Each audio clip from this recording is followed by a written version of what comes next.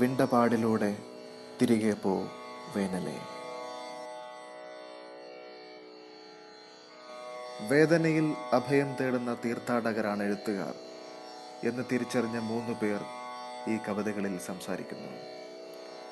വരികളിൽ തെളിയുന്ന കാഴ്ചകളുടെ ശക്തി അപൂർവമായ കാവ്യബിംബങ്ങളാണ്. ഒപ്പം പതിവില്ലാത്ത തരം പദസംയുക്തങ്ങളിലൂടെ പുതിയ ഭാവങ്ങളും അർത്ഥങ്ങളും ദ്യോതിപ്പിക്കാനുള്ള പരിശ്രമവും ഈ രചനകളിൽ കാണാം.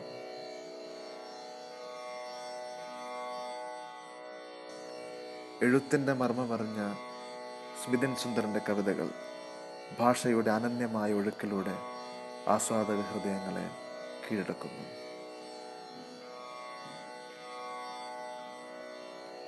ജൈവികതയുമായി നിരന്തരം കലഹിച്ച് വ്യത്യസ്തമായ ബിംബകൽപ്പനകളിലൂടെ യാത്ര ചെയ്യുകയാണ് രഞ്ജിത്ത് കണ്ണൻകാട്ടിൽ. ഒരു 18കാരനിൽ നിന്ന് പ്രതീക്ഷിക്കപ്പെടുന്ന കാവ്യാനുഭവങ്ങളുടെ അതിരുകളെയും പിന്നിട്ട് ഏറെ ദൂരം മുന്നിലാണ് അയ്യപ്പൻ മുല്ലശ്ശേരിയുടെ കവിതകൾ.